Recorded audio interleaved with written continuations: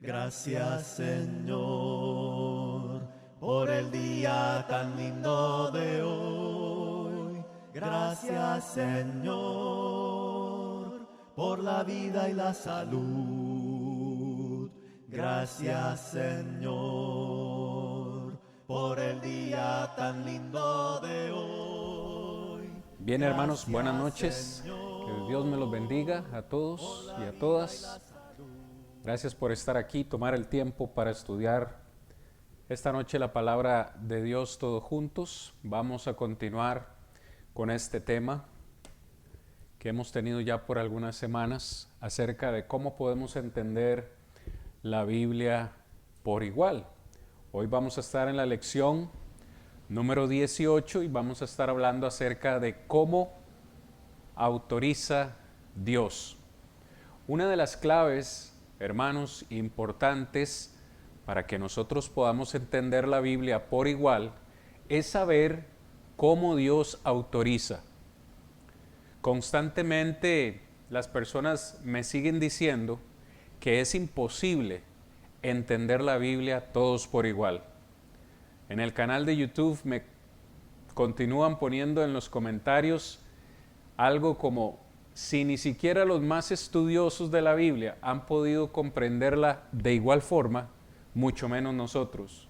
Comentarios como estos, y yo quiero animarles a todos a que tratemos de borrar este pensamiento de nuestra mente. No necesitamos ser grandes eruditos de la palabra o grandes estudiosos para poder comprenderla. Recordemos que el mensaje mismo fue dado a hombres sencillos. Dios reveló su voluntad a hombres sencillos, a hombres iletrados, a pescadores, a agricultores. No muchos de ellos eran estudiosos. Dice la palabra que Dios escogió al humilde, a lo sencillo, no escogió a los sabios. Así que Dios da un mensaje sencillo, lo transmite a través de hombres sencillos para que nosotros, hombres comunes y corrientes, también lo podamos entender. Así que les animo en ese particular, no nos limitemos con este pensamiento y que todos podamos entender o comprender que sí, la palabra de Dios se puede entender o la podemos entender todos por igual. Claro está, hay que conocer cada uno de estos aspectos que hoy vamos a iniciar. A ver, y es cómo Dios autoriza. En otras palabras, hermanos, ¿cómo yo puedo estar seguro de que estoy haciendo exactamente lo que Dios quiere que yo haga? ¿Cómo puedo yo estar seguro de que estoy haciendo su voluntad? ¿Cómo cada uno de ustedes puede estar seguro que no están haciendo algo que Dios no quiere que hagan? ¿Será posible que alguien pueda entender la voluntad de Dios de una forma y otra persona pueda entender la misma voluntad de Dios de otra forma? Yo lo dije en una lección anterior, no es que entendemos la Biblia diferente, sino que malentendemos la Biblia diferente, que es algo muy distinto. Para poner un ejemplo, digo yo, práctico de la vida, si nosotros vamos conduciendo por una zona de 45 millas por hora y en lugar de ir a 45 millas por hora vamos a 60 o a 65 millas por hora y un policía nos detiene, nos pide que nos ahorillemos y el oficial viene a la ventana y nos pregunta, ¿sabe por qué lo detuve? Y nosotros levantamos los hombros y decimos, no sabemos. El oficial probablemente nos va a decir, usted venía a una velocidad no permitida, venía a una velocidad de 65 millas, cuando la señal allá atrás dice 45 millas. Y que nosotros ilusamente le digamos al policía, bueno, esa es su interpretación de esa señal que está ahí. Usted interpreta como que esa señal dice 45 millas por hora. Yo la interpreto como que dice 65 millas por hora. ¿Me comprenden el punto? Es ilógico que una señal clara que dice 45, dos personas la puedan entender diferente. ¿Adivine qué? El oficial de policía de igual forma nos va a hacer el ticket, nos va a hacer la multa, porque no es mi comprensión de esa señal lo que va a salir, digamos, a relucir, sino lo que realmente la señal dice. Eso para poner un ejemplo sencillo, hermanos, y decir que Dios quiere que nosotros entendamos su palabra, pero que la entendamos a su manera, no a nuestra manera. Aquellos que continúan pensando que la Biblia se puede entender de cualquier forma, están viendo la Biblia entonces como un libro subjetivo, ¿no? Y cuando lo vemos de esta forma, cualquier cosa es válida. ¿Me sigue? La pregunta tiene que ser hecha una vez más. ¿Cómo podemos nosotros estar seguros de que estamos complaciendo a Dios? De que estamos haciendo lo que Él nos dice que hagamos, o que estamos dejando de hacer algo que Él nos pide no hacer. Nosotros no podemos interpretar la Biblia, mis hermanos, amigos, en base a la tradición, en base a la familia. Es que mi familia siempre ha sido de esta religión por generaciones y la han interpretado así, entonces yo también lo hago. Necesitamos dejar un poco de eso lado, la tradición, la religión, la familia, las costumbres, y comenzar a ponernos de verdad a hacer un análisis, un estudio profundo, porque es muy importante, mis hermanitos, que todos entendamos la Biblia como Dios quiere. Creo que en la lección anterior nosotros hablamos de 3 pasos importantes para poder entender la Biblia. Si recuerdan bien, el primer paso es reunir toda la evidencia, como si fuéramos investigadores, reunir toda la evidencia que ese versículo o ese capítulo de la Biblia nos presenta. Luego que hemos reunido toda la evidencia, viene el paso 2, que es estudiarla, estudiar esa evidencia. Llámese contexto, idioma original, etcétera, etcétera. Vamos a estudiarla y vamos a tratar de manejar esa evidencia de una manera correcta. Como dice 2 de Timoteo 2:15, que debemos manejar con precisión la palabra de verdad. Y el tercer y último paso que habíamos mencionado es llegar a conclusiones que solamente son apoyadas por esa evidencia. No podemos llegar a otras conclusiones. Necesitamos sacar el mensaje o la interpretación que el texto tiene. No llegar a la Biblia a querer introducir interpretaciones que nosotros ya tenemos predispuestas en nuestra mente. Oh sí, Marcos 16:16 dice, el que creyere y fuere bautizado será salvo, pero yo siempre he pensado que, y usted le pone los puntos suspensivos ahí, ya venimos predefinidos con un pensamiento. Y esto es equivocado, porque queremos introducir un pensamiento, una traducción que no está ahí, sino que la queremos introducir nosotros. Entonces, me parece importante, mis hermanos, que veamos estos aspectos importantes. ¿Cómo es que Dios autoriza? Hoy vamos a empezar a ver 2 de ellas, porque creo que mencionamos 4. Vamos a tratar de ver las 2 primeras. En primer lugar, la Biblia autoriza por declaración directa y también por implicación.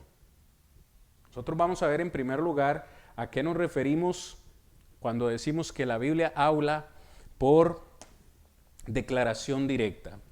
Hace muchos años, cuando yo empezaba en esto de los caminos del Señor y empecé a estudiar un poco la Biblia, aquellos maestros de entonces que yo tenía, incluido mi suegro, recuerdo siempre me decía, la hermenéutica básica dice que hay 3 formas por las cuales Dios autoriza o por las cuales nosotros podemos interpretar la Biblia. La primera, recuerdo que me decía, mandamiento directo. Mandamiento directo es la primera. Entonces, mandamientos directos son aquellas órdenes que encontramos directamente en la Biblia. Como cuando nosotros le decimos a nuestros hijos, vaya, lave los platos. Eso es un mandamiento directo. Cuando usted le dice a su hijo, vaya y haga la cama, ordene su cuarto, ¿le está dejando a su hijo usted la opción de decidir sí o no? No, usted no le está dejando a su hijo la decisión o la opción de decidir. No, le está dando una orden o un mandamiento directo. Vaya, ordene su cuarto. Pues en la Biblia, en ocasiones Dios da mandamientos directos. Es claro, sencillo. Amad a vuestros enemigos. ¿Ese es un mandamiento directo, sí o no? Lo es. Ame a sus enemigos. Tenemos opción nosotros de decidir si amar o no amar al enemigo. Es un mandamiento directo. Ahora, vea lo que le quiero decir. Estos maestros que me enseñaron esto están en lo correcto. No estoy diciendo que me enseñaron mal, para nada, porque la Biblia así lo dice, pero pareciera ser que en un estudio más profundo de la Biblia, me doy cuenta que la Biblia no solo autoriza por mandamientos directos, sino también por declaraciones directas. Y a esto lo que quiero decir es que pareciera ser que esto va un poco más allá de simples mandamientos directos. Vamos a ponernos un poquito técnicos, hermanos. No se preocupen por los tecnicismos. Yo siempre presento la parte difícil con la definición difícil y luego pues ponemos ya los ejemplos fáciles. ¿Qué son declaraciones directas? Son las proposiciones explícitamente escritas que registra la Biblia. Vea que lo estoy poniendo aquí en la presentación. En el pasado parece que se ha prestado mucha atención específicamente a la autorización por mandato o por mandamiento. Pero sinceramente esto no es suficiente para cubrir el asunto del cual estamos hablando. El mandato es solo parte de un estudio más amplio que se refiere a las declaraciones directas, de las cuales hay varios tipos en el Nuevo Testamento, como vamos a ver en esta noche. Las declaraciones directas pueden clasificarse sobre la base de varios estados de ánimo y naturalezas en el griego del Nuevo Testamento. Al decir estado de ánimo, estamos diciendo o nos estamos refiriendo a que la acción o la relación, de la acción indicada en el verbo tiene que ir con el reino de la realidad. ¿Verdad que uno lee esta definición y uno como que de pronto se queda perdido en el camino? Cuando veamos los ejemplos vamos a entender esto. Solamente hay dos opciones. O la acción es real o la acción es potencial. Preguntamos, ¿la acción se está llevando a cabo en realidad o solo es potencial? Vamos a ver qué es lo que me quiere decir, hermano Cristian. Vamos a los ejemplos de lo que nos referimos con declaraciones directas y por supuesto algunos versículos que nos sirven de ejemplo. Note, ejemplos de declaraciones directas en el griego del Nuevo Testamento incluyen, esto parece ser redundante, las declaraciones declarativas. ¿Alguien me puede ayudar con una definición de sus propias palabras? ¿Qué es una declaración? Tal vez deberíamos empezar por ahí. ¿Qué es una declaración? Hasta este momento, hermanos, síganme, no se pierdan. Lo que quiero decir aquí es que hay dos cosas que son muy diferentes. Un mandamiento no es lo mismo que una declaración. ¿Vamos bien hasta ahí? Un mandamiento no es lo mismo que una declaración. Dios autoriza por mandamiento, sí, amad a vuestros enemigos, pero también autoriza por medio de declaraciones. Ahora yo les estoy preguntando, ¿qué es una declaración para ustedes? una afirmación. ¿Qué más? Yo recuerdo cuando estaba en el colegio y cuando un jovencito le gustaba a otra jovencita. Entonces uno decía, o ese jovencito decía, yo me le quiero declarar a esa muchacha. Le quiero declarar mi amor. ¿Qué es una declaración? Si usamos este ejemplo. Bueno, ya alguien por ahí dijo, es una afirmación. Vea la primera forma en la cual la Biblia autoriza, por medio de declaraciones declarativas. Sé que es redundante, pero es la forma en la que quiero expresarla. Marcos 16:16. Yo sé que lo podemos decir de memoria. Hace un momento yo lo dije de memoria y ya, como lo repito tanto, creo que hasta lo pueden ustedes también decir. ¿Qué dice Marcos 16:16? Palabras de Jesús.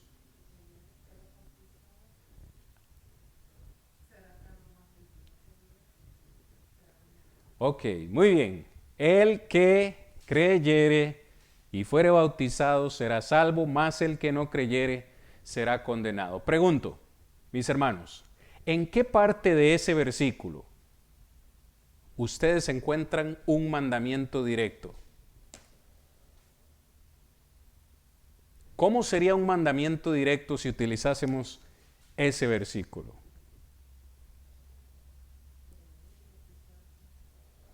Creer y bautizarse, muy bien.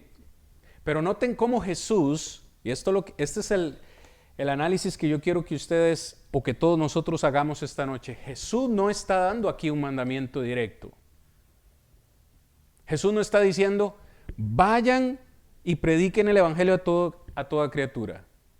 Todos los que oigan tienen que creer. Todos los que oigan tienen que bautizarse.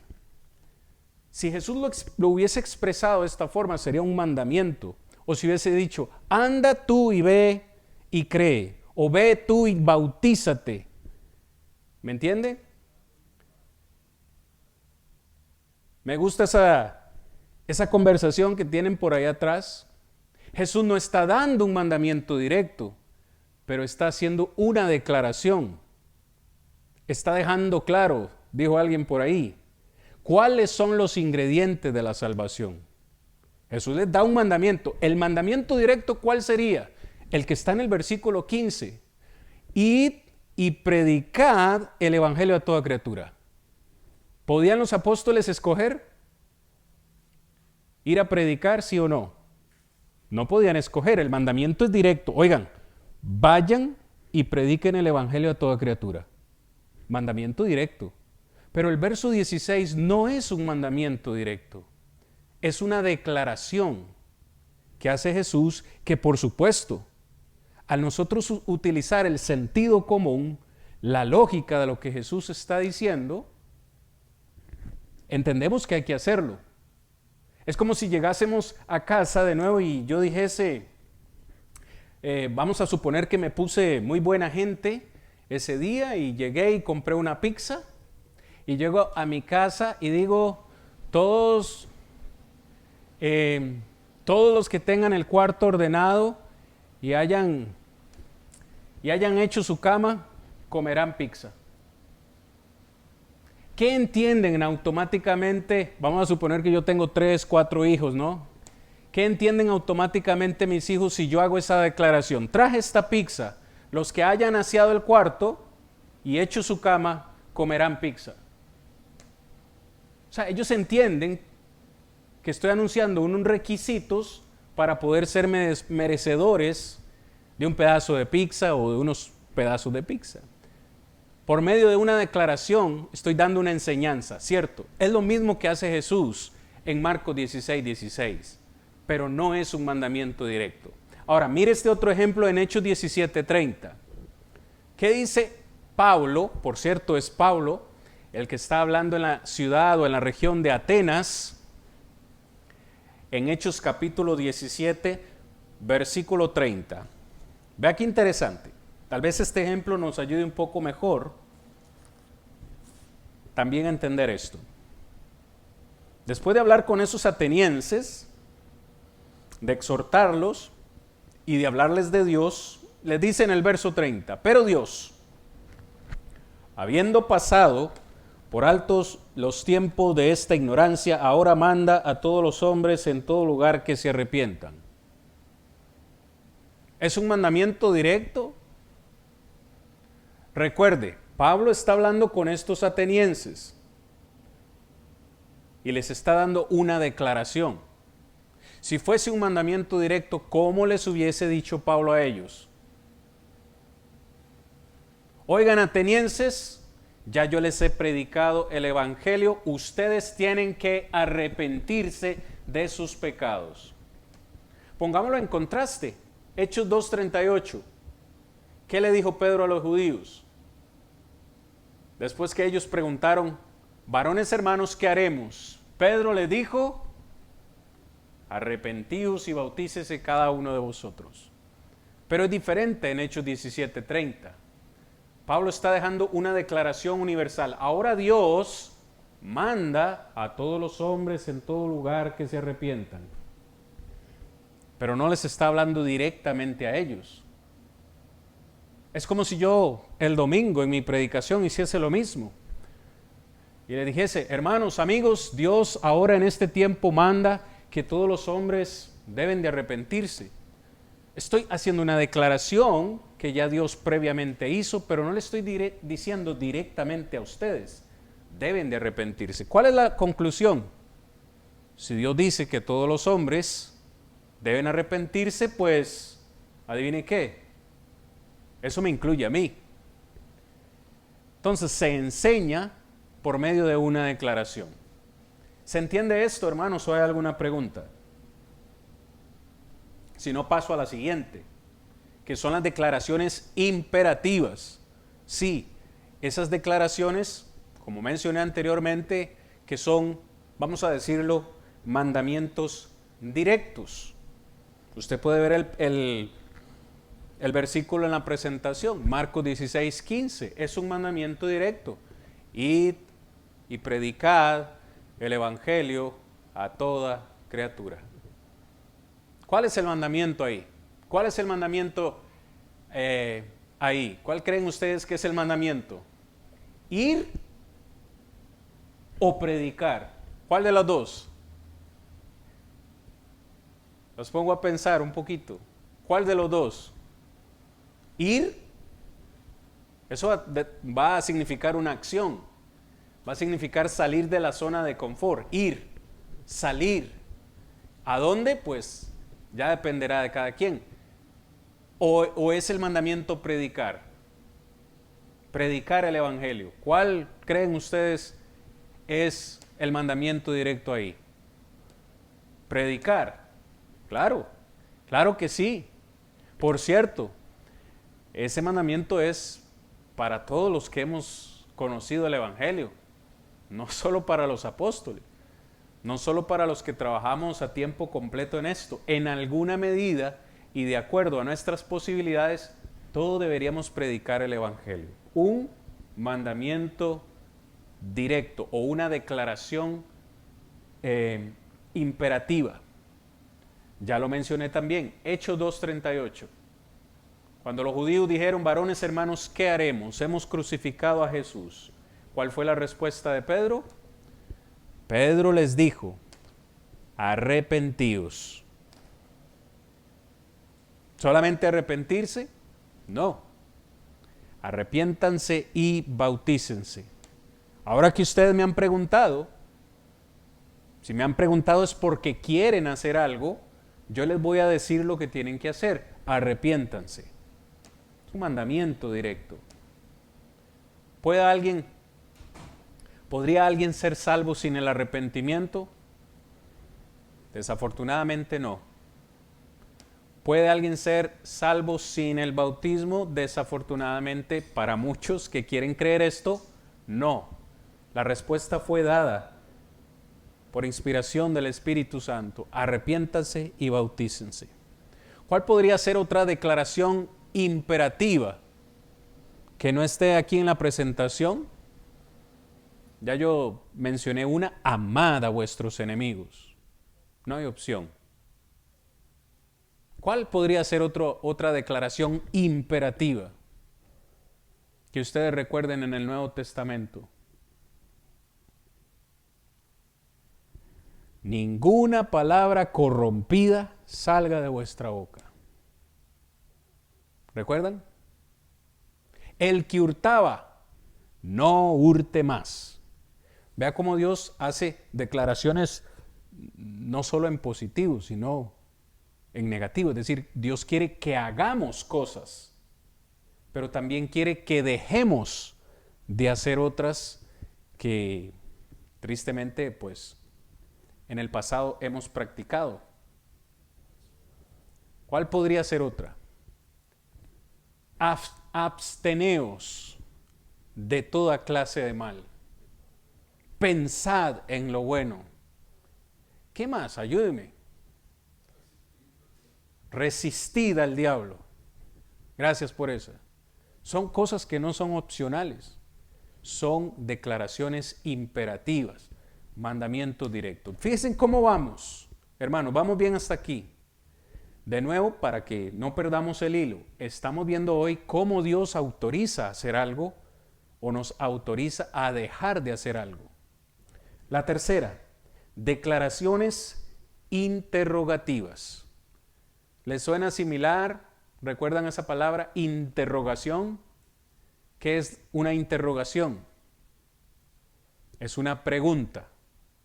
Recuerdo cuando estaba en la escuela, ¿no? Y nos enseñaban eso. Las interrogaciones son preguntas. Vea cómo el apóstol Pablo en 1 Corintios 1:13 enseña a través de una pregunta. Yo sé que lo hemos leído muchas veces y quiero que me ayuden con la respuesta. Pablo dice a los Corintios, capítulo 1, verso 13, ¿está acaso dividido Cristo? ¿Cuál es la respuesta a esa pregunta? ¿Está Cristo dividido? No, es una pregunta retórica. ¿Fue crucificado Pablo por vosotros?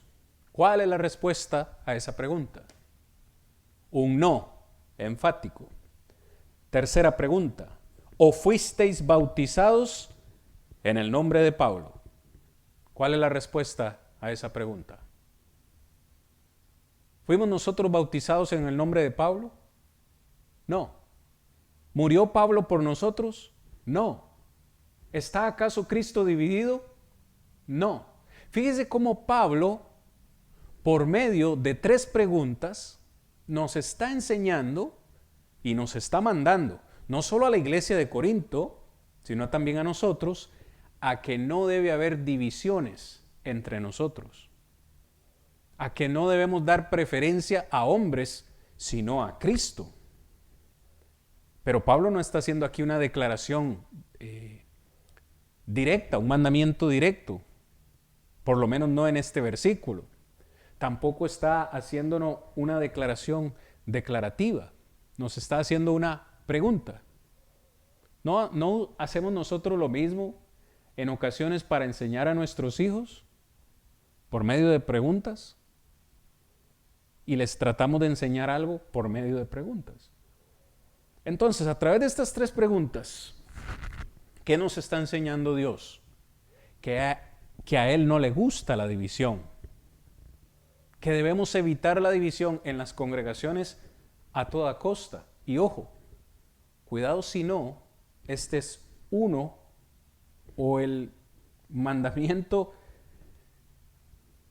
más desobedecido en el mundo religioso hoy, porque lo que hay más en el mundo religioso es división. Y Dios no quiere la división.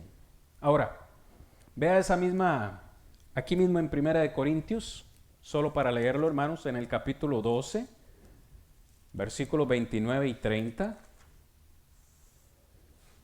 1 Corintios 12, 29 y 30. Hablando de los dones espirituales que existieron en la iglesia del primer siglo, les dice, ¿son todos apóstoles? La respuesta es no. ¿Son todos profetas? No. ¿Son todos maestros? No. ¿Hacen todos milagros? No. ¿Tienen todos dones de sanidad? No. ¿Hablan todos lenguas? No. ¿Interpretan todos? No. Mandamiento directo, sí, el versículo 31. Procurad entonces los dones mejores, mas yo os muestro un camino aún más excelente. Uno que me encanta, Romanos 6, versículo 1. Dice Pablo a los hermanos de Roma, ¿qué pues diremos? ¿Me siguen en esta pregunta, hermanos? ¿Perseveraremos en el pecado para que la gracia abunde? ¿Qué responde Pablo? En ninguna manera.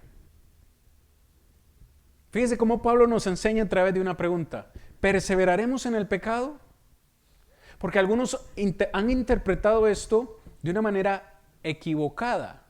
Fíjese, ¿cuál es la manera de recibir gracia? ¿O por qué nosotros recibimos gracia? Porque somos pecadores y Dios nos ha dado su gracia y la gracia es la que nos salva. Pero para que entonces yo reciba más gracia, entonces debo pecar, porque el pecado es lo que me da gracia. Entonces esto pensaban los hermanos de Roma. Oh, quiero gracia, voy a pecar más.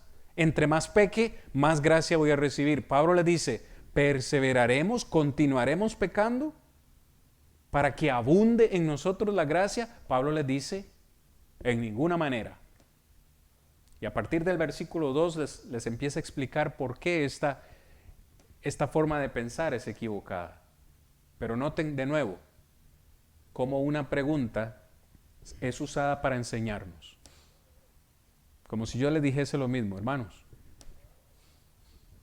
¿Vamos a continuar pecando para que el Señor nos salve? Porque vamos a ser salvos solo por gracia. Claro está, dicen algunos, solo la gracia salva. Entonces pequemos.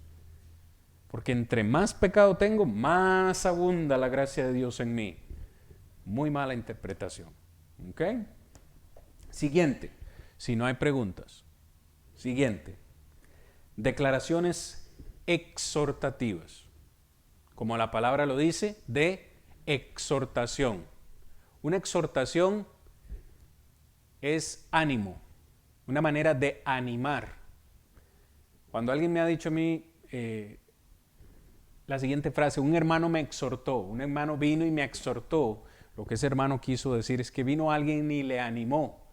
Pues aparentemente Dios también nos autoriza por medio de declaraciones exhortativas.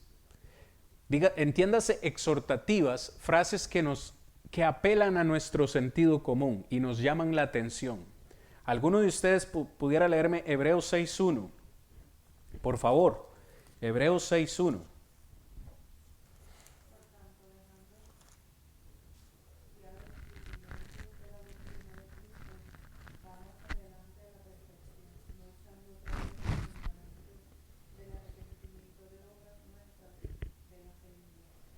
Gracias, hermana, por esa lectura. Fíjese, siempre que ustedes vean, mis hermanos, esto es importante, siempre que ustedes vean un versículo con esta frase, por tanto, la vamos a ver en un momento, en otro versículo, allí, traten de entender siempre que es la conclusión de algo que previamente se ha dicho, ¿verdad? Cuando uno dice, bueno, por tanto, o por consiguiente, es una conclusión. ¿Cuál sería entonces la conclusión de Hebreos 6.1? Lo que acaba de finalizar de decir en el capítulo 5, cuando el escritor les ha advertido en el versículo 12, Hebreos 5.12, les dice, ya debiendo alguno de ustedes ser maestros, después de tanto tiempo, todavía tienen necesidad de que se les vuelva a enseñar cuáles son los rudimentos de la palabra de Dios y habéis llegado a ser tales que tenéis necesidad de leche y no de alimento sólido. Verso 14, el alimento sólido es para los que han alcanzado madurez, para los que por el uso tienen los sentidos ejercitados en el discernimiento del bien y del mal. Fíjese cómo voy a usar esta expresión, cómo los ha regañado. Cómo les ha advertido, les ha exhortado y les ha dicho, oigan, hermanos, ustedes ya deberían ser maestros. Después de tanto tiempo, todavía tienen necesidad de leche, son inmaduros ustedes, hermanos. Capítulo 6, verso 1. Por tanto, como ya ustedes deberían ser maestros y no lo son, por tanto, dejando ya los rudimentos de la doctrina de Cristo, nótese cómo les anima, vamos adelante. Se incluye el escritor, ¿verdad? No les dice, oigan, ustedes que son los inmaduros, ustedes que son los que ya deberían ser maestros, vayan ustedes adelante. Si él les dijera, vayan ustedes adelante, les estuviese dando una orden, un mandamiento directo. Pero no dice vayan, excluyéndose, sino que el escritor se incluye. Vamos adelante, vamos todos hacia adelante. Dice, ¿cómo? A la perfección. Busquemos la perfección. Se incluye. Ahora, me encanta el escritor a los hebreos, independientemente de quién haya sido. Algunos dicen que fue Pablo, que si no es Pablo, bueno, no sé quién haya sido. No hay suficiente evidencia para decirlo, pero note capítulo 12, verso 1 de nuevo. Hebreos 12:1. ¿Cuál frase nos volvemos a encontrar? Por tanto. ¿Qué significa por tanto? Una conclusión. Por tanto, nosotros también, teniendo en derredor nuestro tan grande nube de testigos, fíjese cómo se incluye, despojémonos de todo peso de pecado que nos asedia y corramos con paciencia la carrera que tenemos por delante. ¿Cuál sería la conclusión de esto? ¿Por qué él hace esta conclusión? Contexto inmediato, capítulo 11 de Hebreos, el capítulo de la fe, donde él ha hablado de hombres y mujeres que actuaron por fe y pusieron esa fe a trabajar por medio de obras. Cada uno de ellos hizo algo con su fe. Abel hizo algo, Abraham hizo algo, Moisés hizo algo. Todos ellos hicieron algo con su fe.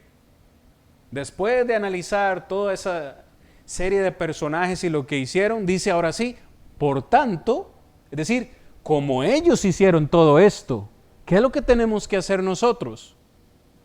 Despojémonos de todo peso. Es decir, no está dando un mandamiento directo, sino que está dando una exhortación para todos nosotros. O sea, yo leo el versículo 12, si no se me ha entendido lo que quiero decir. Yo leo el versículo 1, del capítulo 12, y aunque no se me está dando un mandamiento directo, ¿qué es lo que yo entiendo? Que yo debo despojarme de todo el peso de pecado que hay en mí para poder correr la carrera de la fe que me va a llevar a la vida eterna. ¿Se entiende? Pero el versículo 1 no es un mandamiento. Romanos 6:2, ¿qué dice?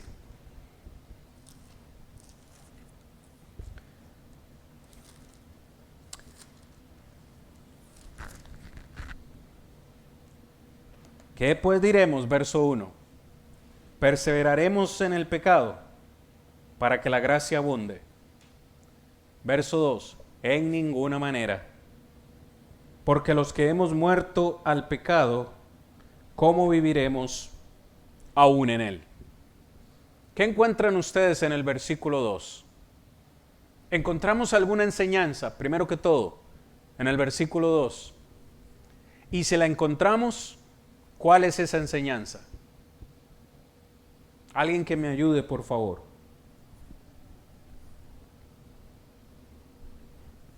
En ninguna manera, porque los que hemos muerto al pecado, ¿cómo viviremos aún en él? Pablo, ¿qué me está diciendo? Algo que mucha gente no comprende. Despojarnos del viejo hombre. ¿Cómo y cuándo lo hacemos? Fíjense, esto a muchas personas se les escapa esto, especialmente aquellos que dicen que somos salvos solo por fe. Para yo poder ser salvo, según el versículo 2, ¿qué es lo que yo tengo que hacer? Tengo que morir. Por ahí me lo dijeron atrás. tengo que morir.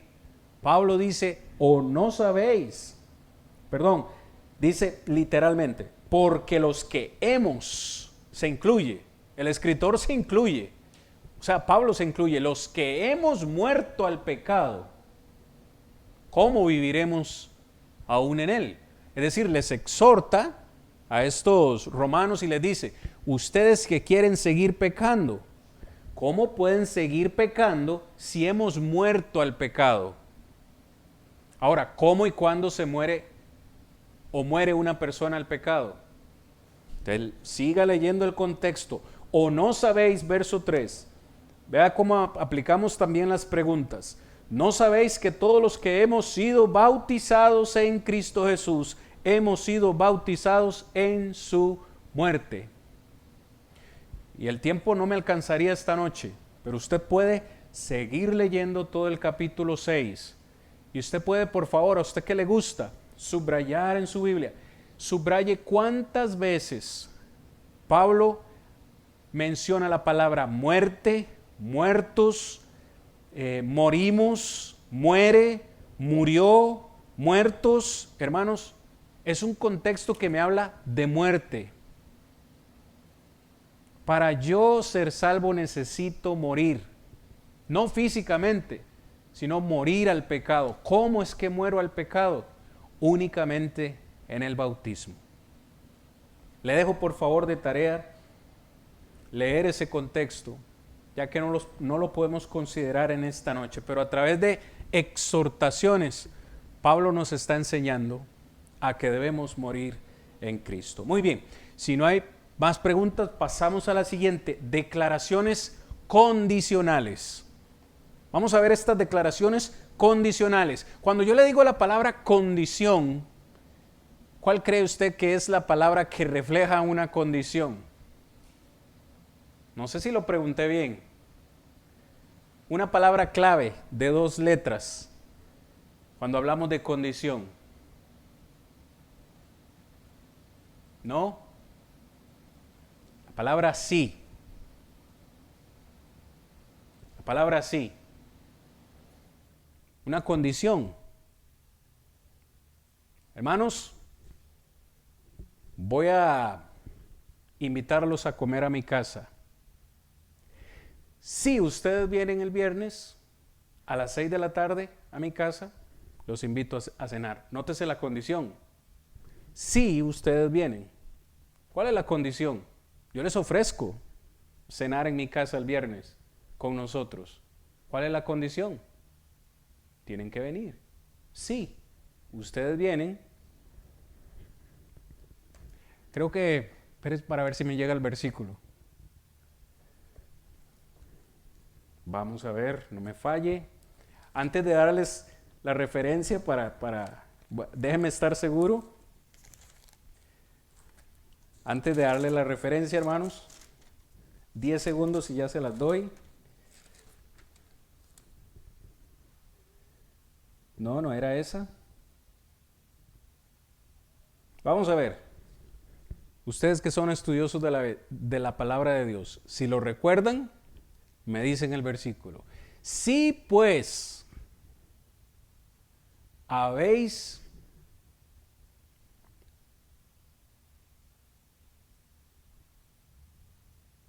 estoy tratando de que me llegue.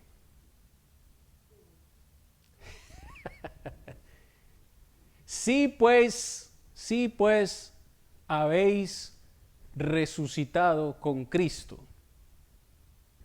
¿Qué más sigue? Vea la condición. Es muy bíblica. Ok, ¿cuál es el texto? Colosenses 3. Oh, pero yo fui a Colosenses y no lo vi. Pero vale que entre todos nos ayudamos, hermanos. Colosenses 3. Yo sabía que era Colosenses 3. Andaba ahí buscando el versículo. Lo que quiero más que todo que veamos es la condición. Colosenses 3, ¿qué? 12. ¿Es 12?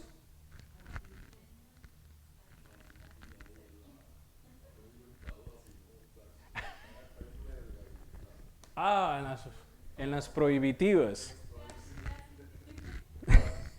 Desde el 9. Y ser hallado en él, no teniendo mi propia justicia, que es por la ley, sino la que es por la fe de Cristo, la justicia que es de Dios por la fe. Aún sigo buscando ese versículo. Bueno, el versículo 11 es un claro ejemplo. Si en alguna manera llegase la resurrección de entre los muertos. Pero sigo buscando este. ¿Cómo es posible que no lo hallemos, que no lo halle? Sí, pues. Vamos a ver. Oh, sí. Ahora sí. Era el verso 1, ¿no? A veces cuando uno se ciega, ¿no? Y anda por las páginas de la Biblia como que está ahí frente a uno y no lo ve. Que sí, es precisamente el versículo 1, 3:1. Ahí está y como que se me desapareció. Vea la condición. Si pues habéis resucitado con Cristo, buscad las cosas de arriba donde está Cristo sentado a la diestra de Dios. ¿Cuál es la condición para poder buscar las cosas de arriba? Ser cristiano. Gracias. Más enfático, más enfático no lo pudo haber contestado el hermano. Pero note, si pues habéis resucitado con Cristo. ¿Recuerdan que hace un momento hablamos acerca de morir al pecado? Bueno, después de que morimos al pecado, hay que resucitar. Ahora Pablo traslada este concepto de resucitar. Si pues habéis resucitado con Cristo, eso es algo que solo se puede hacer de igual forma, en un mismo día, en un mismo momento. Pero vea la condición, sí. Esa es palabra clave, sí. Ahora, ¿por qué ustedes no me dicen? Yo hasta lo tenía apuntado ahí. Bendito Señor. Anyway, como dice alguien por ahí, vamos a Romanos 7 para que veamos de nuevo estas declaraciones condicionales. Romanos 7, versículo 1. Vamos a empezar desde el 1. Dice así: ¿acaso ignoráis, hermanos, pues hablo con los que conocen la ley, que la ley se enseñorea del hombre entre tanto que éste vive? Verso 2. Porque la mujer casada está sujeta por la ley al marido mientras éste vive. Vea la condición. Pero si el marido muere, ella queda libre de la ley de marido. Verso 3. Así que, vea la condición. Si en vida del marido se uniere a otro varón, será llamada adúltera, pero si su marido muriere, es libre de esa ley, de tal manera que si se uniere a otro marido, no será adúltera. No las conté, pero ¿en cuántas ocasiones utilizó Pablo en estos dos versículos la palabra sí? ¿Quieren contarlas? Verso 2. Si el marido muriere, ella queda libre de la ley del marido. Verso 3. Si en vida del marido se uniere a otro varón, será llamada adúltera. Pero si su marido muriere, es libre de esa ley, de tal manera que si se uniese a otro marido, no será adúltera. 4 veces. ¿Cuáles son las condiciones que Pablo pone ahí?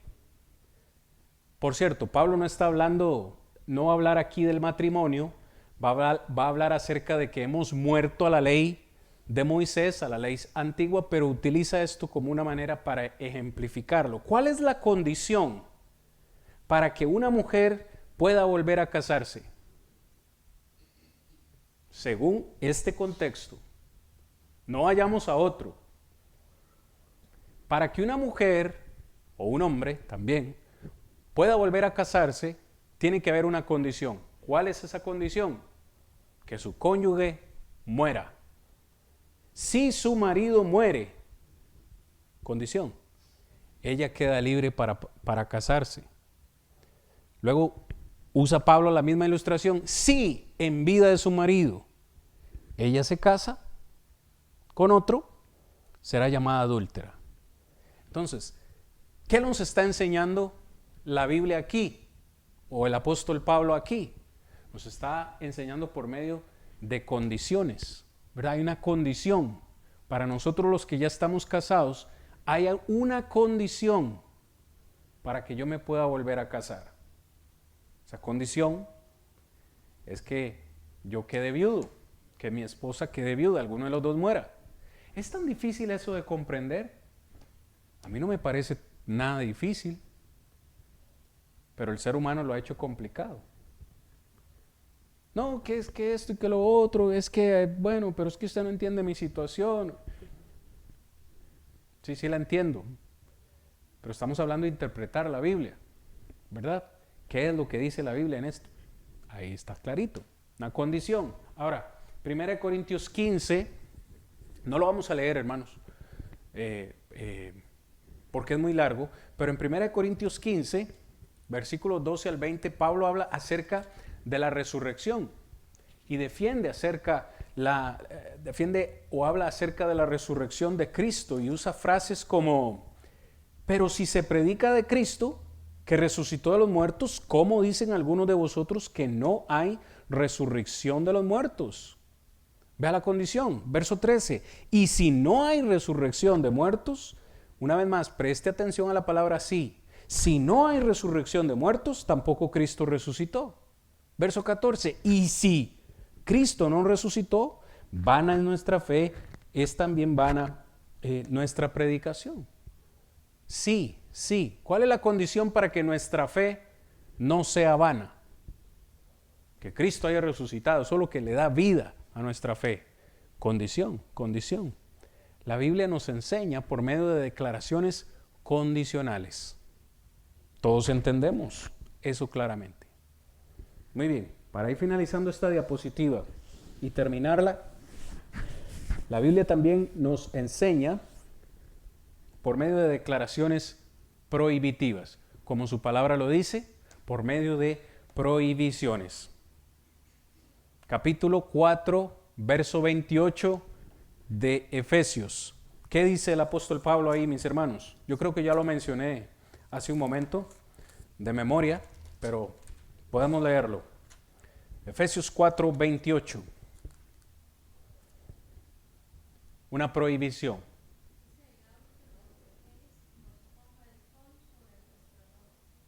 Ese es el 26, mamita. El 28, por favor.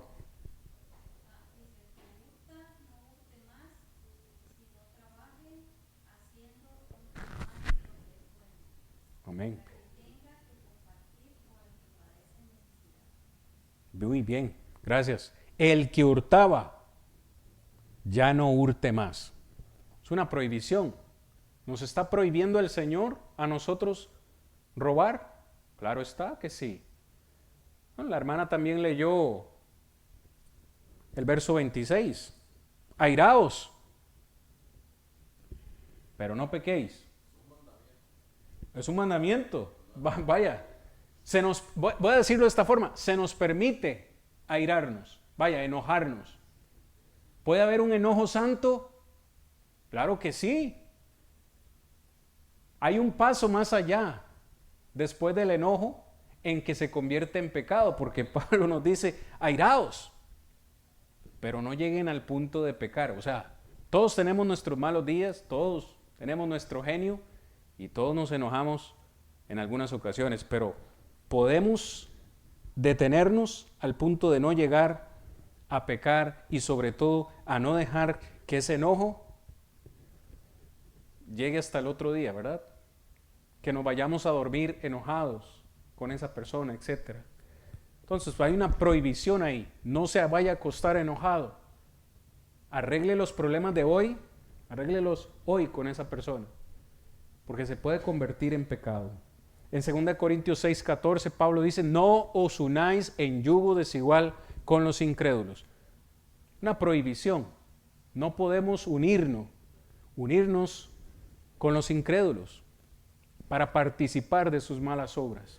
En Colosenses 3:9 Pablo dice, no os mintáis los unos a los otros. una prohibición. No podemos mentirnos los unos a los otros. Una prohibición directa. Algunos lo quieren ver, como un mandamiento directo.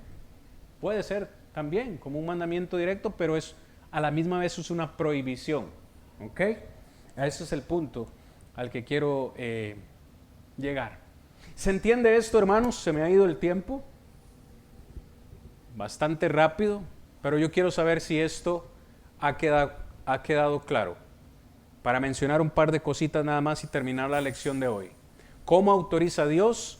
Por medio de estas declaraciones que hemos visto el día de hoy. Muy bien, antes de cerrar en esta noche, por lo menos quiero dejar la definición de lo que es implicación. Esto es lo que algunos han llamado también inferencia necesaria. ¿Cómo autoriza Dios? Por medio de la implicación. Pero vea el problema aquí. La implicación no es mera afirmación, interpretación personal o ilusiones. La implicación es una relación lógica entre los términos de una proposición en la que uno deriva, averigua o deduce verdades que se encuentran inherentemente en los términos de las proposiciones explícitas. En consecuencia, las conclusiones son necesarias y no pueden evitarse dadas ciertas premisas. Lo que la Biblia enseña implícitamente es tan verdadero, tan vinculante y tan autoritario como lo que enseña explícitamente. Y estas son conclusiones que hay que sacar. Los hermanos a menudo hablan de inferencia. Hasta esa palabra es complicada. ¿Qué es inferencia? Inferir. Entiéndase inferir como deducir o sacar una conclusión lógica en base a una declaración previamente dicha. Pero, aquí es donde viene la raíz del asunto. La inferencia trata con el razonamiento correcto con respecto a lo que Dios ya autorizó implícitamente en sus declaraciones explícitas. No sé si esto tiende a ser muy complicado, dicho así de esta forma, pero hay ciertas implicaciones que están ya definidas en declaraciones explícitas que Dios ha dicho. Ahora, vea esto para terminar esta diapositiva. La autoridad inherente a lo que está explícito no radica en el hecho de que yo he razonado correctamente con respecto a esa declaración, sino en el hecho de que Dios la ha implicado. Como dije hace un momento, hermanos, esta es la definición técnica, la que nos es difícil comprender. A mí siempre me gusta dar la definición técnica y luego pues pasar a lo que son ya los ejemplos más vivos y claros que uno puede comprender. En esta diapositiva vamos a retomar la próxima semana. La próxima semana, en la siguiente clase, vamos a retomar esta diapositiva para que veamos lo que es una deducción o una inferencia correcta. Y se los dejo como también de tarea para que ustedes lo vayan analizando. En Hechos capítulo 16, versículo 15, la Biblia dice que después de que Pablo le predicó a Lidia, se bautizaron ella y su casa. Es lo mismo, es la misma referencia que se nos dice del carcelero de Filipos. Se bautizaron él y toda su casa. Presten atención. Algunos han concluido o inferido que la expresión y su casa incluye niños, infantes. Hay algunos que han deducido, Lidia se bautizó con toda su casa. En su casa seguramente habían niños.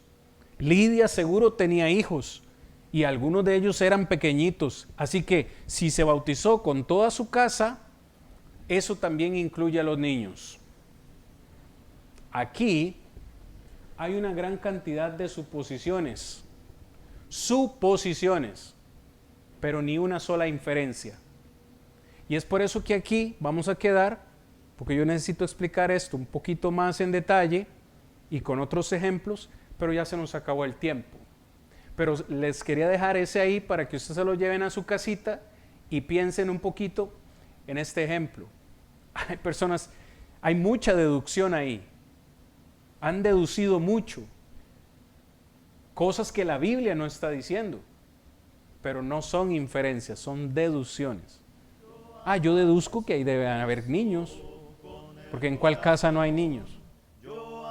Seguramente habían niños. Lidia seguro tenía niños pequeñitos y también se bautizaron. Se la dejo por ahí, hermanos. La próxima semana platicamos un poco más esto, que ya no nos dio tiempo hoy, con respecto a lo que es la implicación. La implicación y la diferencia entre una inferencia y una deducción. Muy bien. ¿Hay comentarios? ¿No? ¿Preguntas? Pues bien, cerramos aquí entonces. Nos vemos la próxima semana.